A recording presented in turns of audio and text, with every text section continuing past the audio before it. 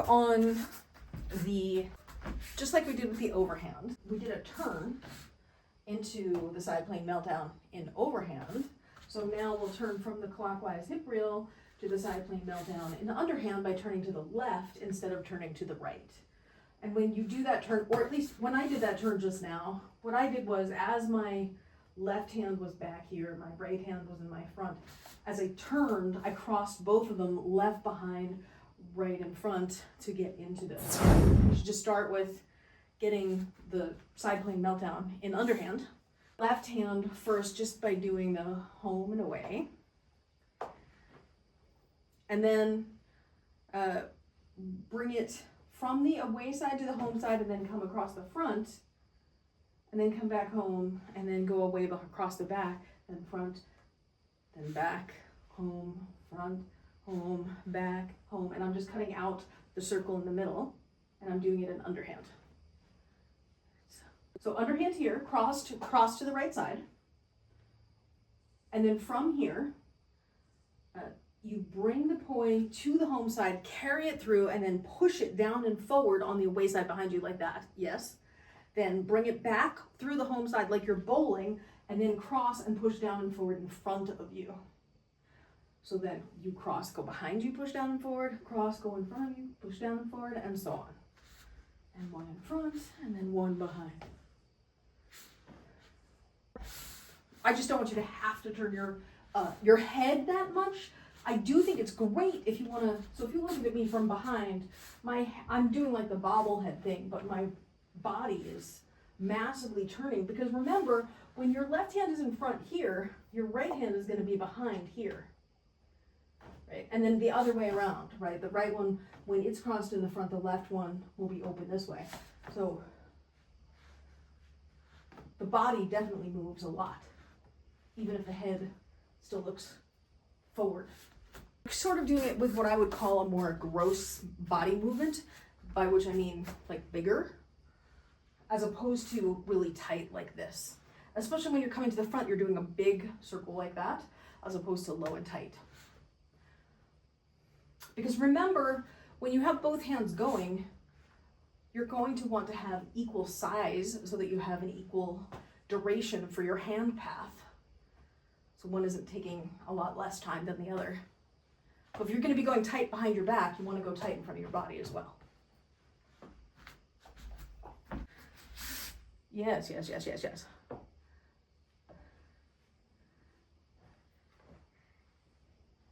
The drills for this on a basic level are the crossover in front like this, getting it nice and tight. The crossover behind like this, getting it nice and tight. And then doing the whole movement where you're on the away side, home, where you're going from the front to the back, to the front, to the back. So at any point in time, if you find that you're always hitting your shoulder as you're crossing behind, what might be helpful is drilling just these crossovers alone to get more comfort with them. Or if you find you're always hitting your shoulder when it's crossing on the front side, practicing these would be helpful. Drills, they're good for your art. The more you do, the better your heart, the better your heart, the better you feel. So do drills if you're for reals. Okay, let's drill the other hand, just because, balance and all that. So let's start we'll do 5 of these, crossing behind the back. 4 more, 3 more, 2 more. Last one, now come across the front, come back home and back, come back home and front, come back home and back. And then skip that extra beat on the home side so you're behind the back, in front of the body, behind the back, in front of the body. All you do is, first here probably is a little bit more of this behind the back. With the hip swooshing, your little Elvis hip situation where you're trying to open as you keep it behind your butt and doing that crossover so that you don't hit your hip on the left side.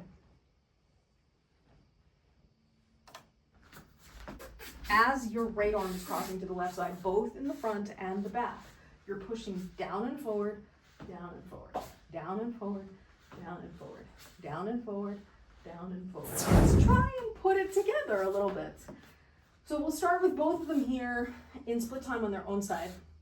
And then let's cross the left one in front, the right one behind, and then bring them back to their home sides. and then cross the right in front and the left behind and bring them back to the home side. And cross the right behind, back to the home side, right in front, back to the home side, right behind, back to the home side, right in front, back to the home side, right behind, back to the home side, right in front, back to the home side, right behind, back to the home side, right in front, back to the home side. And then if you wanted to try it, all you do is just go inside and keep going. Don't stop on the home side. That's really the more accurate thing to be saying. You would skip the extra counts in the home position and only do half a rotation, either across the top or across the bottom of the turn. But what might be helpful for you now is starting it the opposite way from how you started it. So I think you're starting it with your right behind. Try starting it with your left behind and see if you can get a little further or do a few more repetitions when you start it the other way. Are you opening your hip an equal amount when you go to the left versus when you go to the right behind? When your left one is crossing, it looks to me like you are opening it more than when your right one crosses. But also, where you're messing up is when the right one is crossing behind. So, twist more to the right. And remember, when you're twisting to the right, you want to give that down and forward energy. And one thing that might be helpful is just stand here with me and we'll do like 20 reps of this where you're just holding this and feeling this down and forward, down and forward, down and forward. And 10, 9, 8, 7, 6, 5, 4, 3, 2, 1, and come home and away. And 10, 9, 8, 7, 6, 5, 4, 3, 2, 1, home and away. And 10, 9, 8, 7, 6, 5, 4, 3, 2, 1, home and away. And last set, 10, 9, 8, 7, 6, 5, 4, 3, 2, 1. And then try putting it together and see if you have a little bit more control after drilling that position that's been awkward for you.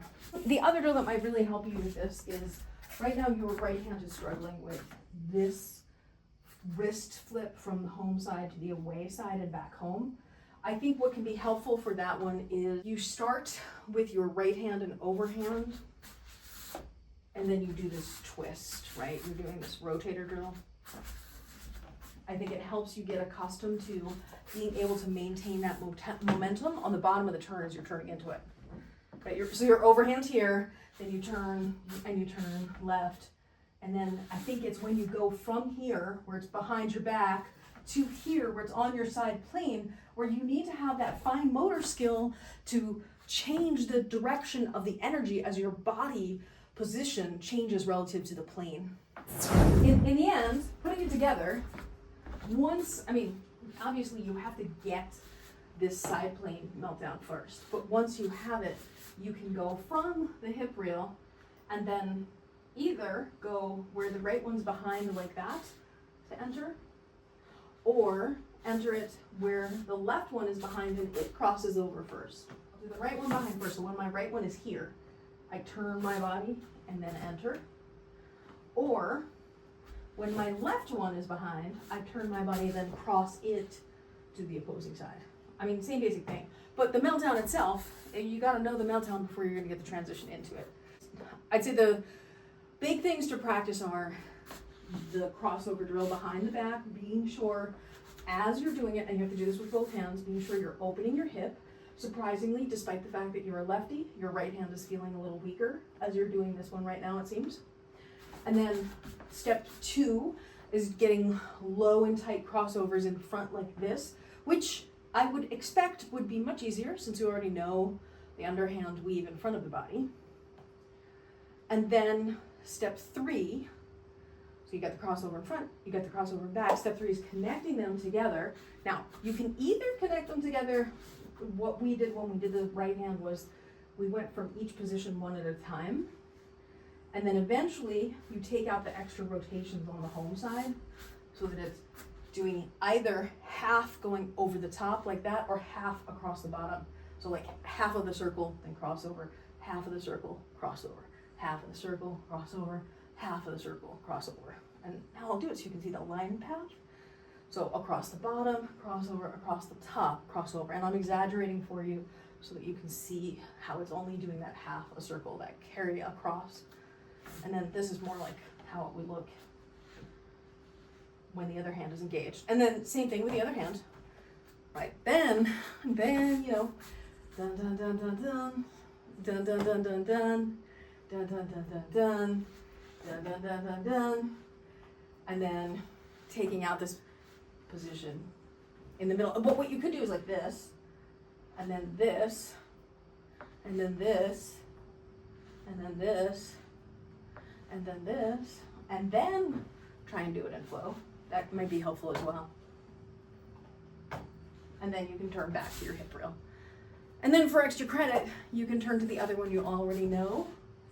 So you have your overhand, then you've got your clockwise hip reel, then you've got your underhand side plane meltdown, then you've got your clockwise hip reel, then you've got your overhand side plane meltdown, then you've got your hip reel, and back to underhand, and back to hip reel, and so on, so that you can go between them.